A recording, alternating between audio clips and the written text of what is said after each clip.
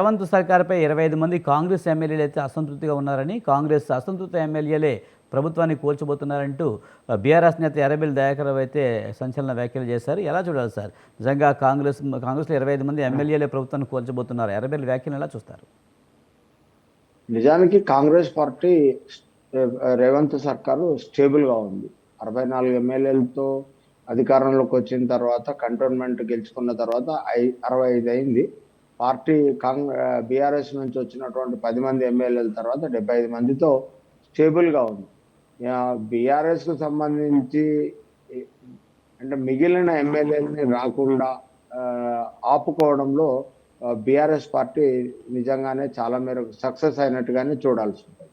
కానీ ఈ పార్టీలో నుంచి ఇప్పుడున్న ఫలంగా 25 మంది ఎమ్మెల్యేలు తిరుగుబాటు చేస్తారు అన్నటువంటి పరిస్థితులు అయితే మనకి ఎక్కడ కనపడడం లేదు. అందులో ఎర్రబెల్లి దయాకర్ రావును అట్లానే రేవంత్ రెడ్డికి మధ్య నిజానికి చాలా వ్యక్తిగతమైనటువంటి అంటే ఆయన టీడీపీలో ఈయన టీడీపీలో పనిచేసినప్పుడు ఓటుకు నోటు కేసులో తనను సమాచారం ఇచ్చి పట్టించి కోర్టుగా పనిచేసి టీడీపీలో నుంచి బీఆర్ఎస్లోకి ఎర్రబెల్లి దయాకర్ రావు వెళ్ళాడని చెప్పి మనకు రేవంత్ రెడ్డి గారు గతంలో ఆరోపించినటువంటి అంశాలను మనం చూస్తాం. వీళ్ళు ఇద్దరి మధ్య పచ్చగడ్డేస్తే బగ్గుమనేలా వ్యక్తిగతమైనటువంటి వైరుధ్యాలు ఉన్నాయి. ఈయనను ఓడించడంలో కూడా టార్గెట్గా రేవంత్ రెడ్డి గారు ఆ నియోజకవర్గాన్ని తీసుకొని అక్కడికి వెళ్ళి ఎర్రబెల్లి దయాకర్ రావు నియోజకవర్గంలో విస్తృతంగా ప్రచారం చేయడం కూడా చేసింది. ఆ మేరకు ఎర్రబెల్లి దయాకర్ రావు ఓడిపోయారు. అయితే ఒక సంచలనం కోసమే ఇలాంటి వ్యాఖ్యలు ఎర్రబెల్లి దయాకర్ రావు గారు చేసినట్టుగా చూస్తున్నాం. కానీ ఇతిమిద్దంగా ఎమ్మెల్యేలు పార్టీని వదిలిపెట్టి అంటే అధికారాన్ని కాంగ్రెస్ పార్టీని కూల్చి ఇంకో పార్టీతో కలుస్తారనేటువంటి పరిస్థితులు అయితే మనం చూడడం లేదు.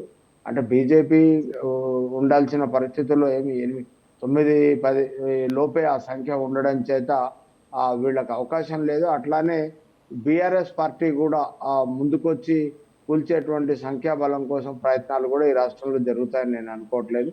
75 మార్క్ దాటింది కాబట్టి రేవంత్ రెడ్డి సర్కారును ఇక కూల్చే ప్రయత్నాలు అయితే జరగకపోవచ్చు.